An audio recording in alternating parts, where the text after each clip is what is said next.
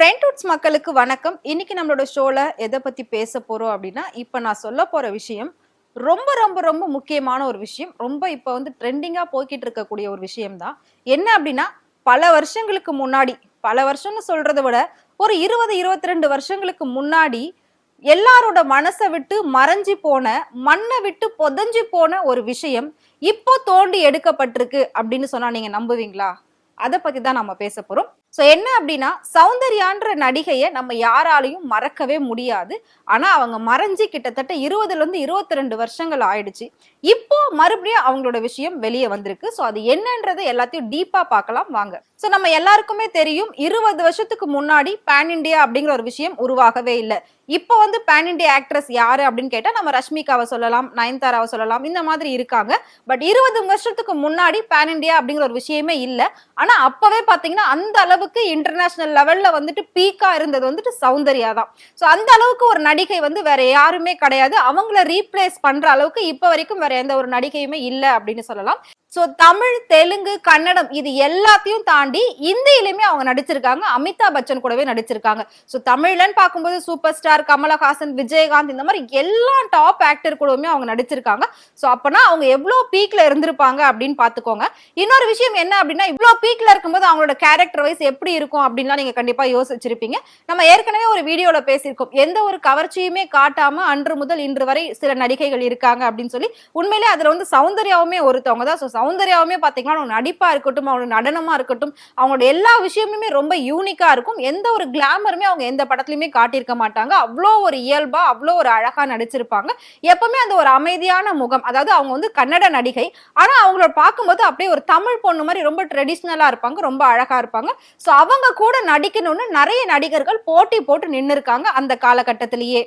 இந்த அளவுக்கு பீக்ல இருக்கும்போது ஒருத்தவங்க திடீர்னு இறந்துட்டாங்க அப்படின்னு சொன்னா நம்மளால ஏத்துக்க முடியுமா?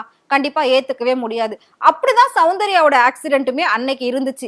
அதாவது 17ஆம் தேதி பிப்ரவரி மாசம் 2004வது வருஷம். அதாவது எலெக்ஷன் டைம்ல ஒரு பிரச்சாரத்துக்காக பிஜேபிக்கு சப்போர்ட் பண்றதுக்காக அவங்க வந்துட்டு ஒரு ஹெலிகாப்டர் மூலமா வந்துட்டு ஒரு இடத்துக்கு போறதுக்கு ட்ரை பண்ணிருக்காங்க. அப்படி போகும்போது தான் ஒரு ஆக்சிடென்ட் ஆயிருக்கு. அந்த ஆக்சிடென்ட்ல தான் அவங்க இறந்து போயிட்டாங்க. இதுதான் நமக்கு தெரிஞ்ச விஷயம். ஆனா உண்மையில அங்க என்ன நடந்துச்சு, எப்படி அவங்க இறந்தாங்க அப்படின்றத இப்ப வந்துட்டு சிட்டி மல்லு அப்படிங்கிற ஒருத்தர் சொல்லிக்கிட்டு இருக்காரு. அவர் சொல்றத வந்து யாருமே காது கொடுத்து கேட்கல அப்படின்றதுனால இப்ப போலீஸ் ஸ்டேஷன் வரைக்கும் போயிட்டு புதைஞ்சு போன அந்த கேஸை இப்ப திரும்பவும் தோண்டி எடுத்துக்கிட்டு இருக்காங்க. சிட்டி மல்லு அப்படிங்கிறவரு சௌந்தர்யாவோட பெரிய ஃபேன். அவங்கள பல தடவை மீட் பண்ணிருக்கிறதா அவர் சொல்லியிருக்காரு.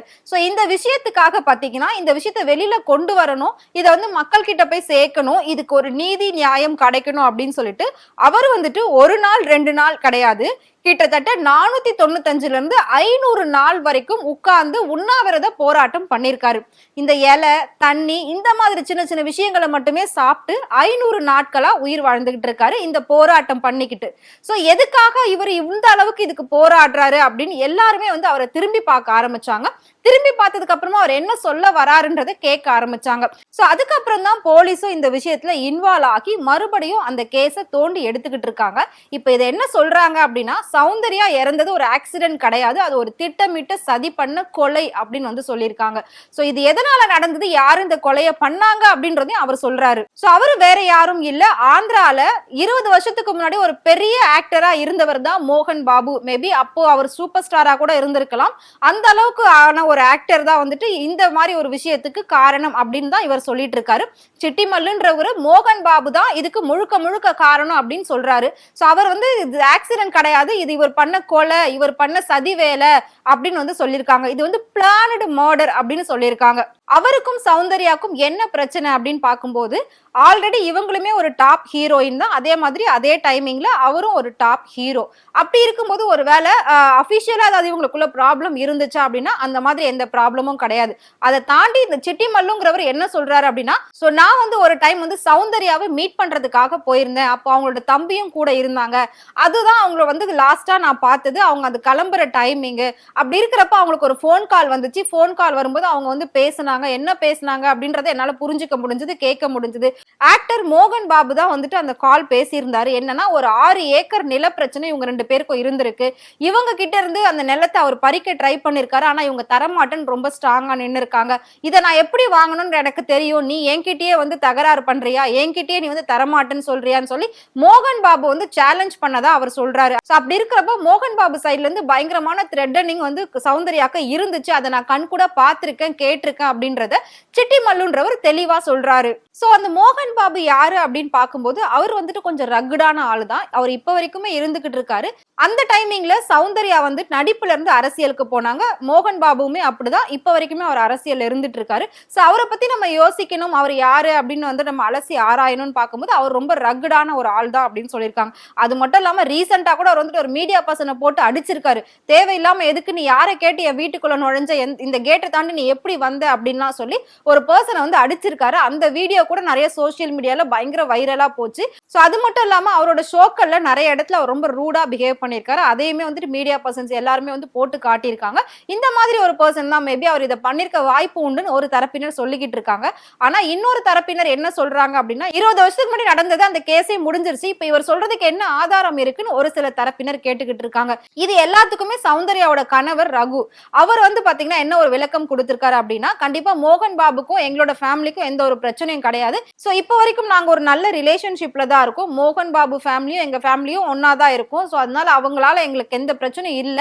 அவர் இந்த மர்டரை பண்ணிருக்க வாய்ப்பு கிடையாது. இது வந்துட்டு ஒரு ஆக்சிடென்ட் அப்படின்னு சொல்லி சௌந்தர்யாவோட ஹஸ்பண்ட் ரகு சொல்லியிருக்காரு. அவர் யாருன்னு பாத்தீங்கன்னா சௌந்தர்யாவோட சைல்ட்ஹுட் ஃப்ரெண்டு தான் வந்துட்டு ஹஸ்பண்டா மாறி இருக்காரு. சோ அவங்களே அவங்க லவ் பண்ணி கல்யாணம் பண்ணிருக்காங்க. இது மட்டும் இல்லாம இன்னொரு முக்கியமான விஷயம் என்ன அப்படின்னா, சௌந்தர்யா இறந்ததுக்கு அப்புறம் தான் இது வந்து ரொம்ப ஸ்ப்ரெட் ஆச்சு. ஏன்னா அவங்க வந்து இறக்கும் போது 2 மாசம் பிரெக்னெண்டா இருந்திருக்காங்க. சோ நம்ம எல்லாருமே நினைச்சிட்டு இருக்கோம் அவங்க ஒரு தனி ஹெலிகாப்டர்ல போயிட்டு தான் இந்த ஆக்சிடென்ட் நடந்துச்சுன்னு. ஆனா அவங்க போனது ஹெலிகாப்டரே கிடையாது. அது வந்துட்டு ஒரு மினி பிளைட். சோ அந்த பிளைட்டோட நேம் சீசனா 180 ஸ்கை வேகன். இந்த பிளைட்ல தான் அவங்க போயிருக்காங்க. இதோட டோட்டல் கெபாசிட்டியே பாத்தீங்கன்னா 6 சீட்டர் தான். 6 சீட்டர்ல 4 மெம்பர்ஸ் போயிருக்காங்க. ஒன்னு சௌந்தர்யா, இன்னொன்னு அவங்களோட தம்பி, இன்னொன்னு பைலட், இன்னொன்னு நான் சொன்ன மாதிரி இந்த பிஜேபி சம்பந்தப்பட்ட ஒரு ஆளு. சோ இவங்க 4 பேர் தான் அந்த பிளைட்ல போயிருக்காங்க. இந்த ஆக்சிடென்ட் எப்படி நடந்துச்சுன்னு சொன்னாங்க அப்படின்னா, பிளைட் வந்து டேக் ஆஃப் ஆன கொஞ்ச நேரத்திலேயே வந்து ரொம்ப ஆட ஆரம்பிச்சிடுச்சு. சோ பிளைட் ஆடினதுனால அவங்க வந்து லேண்ட் பண்றதுக்கு ட்ரை பண்ணாங்க. அப்பதான் வந்து வெடிச்சிருச்சு. சோ இது இன்ஜின்ல ஏற்பட்ட ஒரு ஃபெயிலியர் தான், இன்ஜினோட ஃபால்ட் தான், அதனாலதான் இந்த ஆக்சிடென்ட் ஆச்சுன்னு சொல்லி எல்லாருமே அப்ப இந்த கேஸ் அப்படிதான் நம்பிக்கிட்டு இருந்தாங்க. அப்படி சொல்லி க்ளோஸ் பண்ணிட்டாங்க.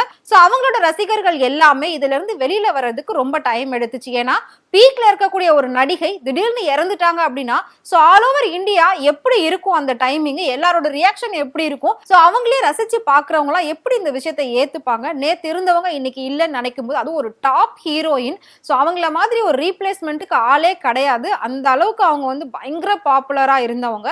அது மட்டும் இல்லாம ரொம்ப பெரிய வயசு கூட ஆகலையே, 31 வயசு தானே ஆகுது. இது வந்து ஒரு ஹீரோயினுக்கு சாகுற வயசா அப்படின்னு வந்து நிறைய பேர் ரொம்ப கேள்விகள்லாம் கேட்டு ரொம்ப கஷ்டப்பட்டுக்கிட்டு இருந்தாங்க. சரி இது ஏதோ ஒரு விதி, ஒரு ஆக்சிடென்ட் முடிஞ்சிருச்சு அப்படின்னு சொல்லி எல்லாரும் மூவ் ஆன் ஆயிட்டாங்க. இப்ப வந்து 22 இயர்ஸ் ஆயிடுச்சு. ஆனா இந்த கேஸ் இப்ப மறுபடியும் வந்திருக்கு அப்படின்னா அப்ப உண்மையிலே அன்னைக்கு ஏதாவது நடந்திருக்குமா, இந்த பிளைட் ஆக்சிடென்ட் அப்படிங்கிறது யாராவது வேணும்னு பண்ண ஒரு விஷயமா அப்படின்ட்டு இப்ப நிறைய பேர் வந்து பல கோணத்துல விசாரிச்சுக்கிட்டு இருக்காங்க. முக்கியமா இன்னொரு விஷயம் என்ன அப்படின்னா, சௌந்தர்யா வந்து இறக்கிறதுக்கு முன்னாடி கன்னடால சந்திரமுகி படத்தை நடிச்சிட்டு இருந்திருக்காங்க. அதுக்கப்புறம் தான் ஒவ்வொரு லாங்குவேஜ்லயும் ஒவ்வொரு ஹீரோயின்ஸ் வச்சு அந்த படமே எடுத்தாங்க. சோ சௌந்தர்யாவோட லாஸ்ட் படம் அப்படின்னா அது வந்து கன்னடால சந்திரமுகி தான். சோ நேத்து வரைக்கும் டாப் ஹீரோயினா இருந்தவங்க திடீர்னு இறந்துட்டாங்க அப்படின்னு சொல்றப்ப அதை யாராலும் அக்செப்ட் பண்ணிக்க முடியல. பட் நம்ம அதை அக்செப்ட் பண்ணி அடுத்து மூவ் ஆன் ஆகதான் ஆகணும், வேற வழியே இல்லை. சோ சௌந்தர்யா மட்டும் கிடையாது, சௌந்தர்யா வந்து ஒரு ஆக்சிடென்ட்ல இறந்துட்டாங்க நம்ம நினைச்சுக்கிட்டு இருந்தோம். இப்ப அதுவுமே ஒரு வந்துட்டு ஒரு மர்டர், அதுவுமே ஒரு மர்மம் அப்படின்னு வந்து இப்ப வெளியே வந்திருக்கு. இதே மாதிரி சௌந்தர்யாவுக்கு அடுத்து பாத்தீங்கன்னா ஸ்ரீதேவி சொல்லலாம், ஜெயலலிதா அவர்களை சொல்லலாம், ஏன் சில்க் ஸ்மிதாவை சொல்லலாம். இவங்க எல்லாருமே டாப் லெவல்ல இருக்கும்போது இறந்தவங்க தான். ஆனா இப்ப வரைக்கும் அவங்களோட மரணம் எல்லாமே ஒரு மர்மமான முறையில தான் இருக்கு அப்படின்னு பல பேர் சொல்லிக்கிட்டு இருக்காங்க. சோ நமக்குமே அதுக்கான நிறைய கிளாரிபிகேஷன் கிடைக்காம தான் இருக்கு. சோ இன்னும் கொஞ்ச நாள் கழிச்சு போலீஸ் இன்வெஸ்டிகேஷன் முடிஞ்சதுக்கு அப்புறமா தான் சௌந்தர்யாவோட கேஸ்ல என்ன நடந்துச்சு அப்படின்றத நம்மளால வந்து கரெக்டா சொல்ல முடியும், தெரிஞ்சுக்க முடியும். சோ நீங்களும் கண்டிப்பா அது வரைக்கும் வெயிட் பண்ணுங்க. நான் சொன்ன இந்த இன்ஃபர்மேஷன் வச்சு நீங்க என்ன நினைக்கிறீங்க அப்படின்றத மறக்காம எங்களுக்கு கமெண்ட் பாக்ஸ்ல கமெண்ட் பண்ணுங்க. சோ இதே மாதிரி சினிமால நடக்கக்கூடிய நிறைய உண்மையான விஷயங்கள் நீங்க தெரிஞ்சுக்கணும் அப்படின்னு நினைச்சீங்கன்னா மறக்காம ஃப்ரெண்ட்ஹுட் சேனலை ஃபாலோ பண்ணிக்கோங்க.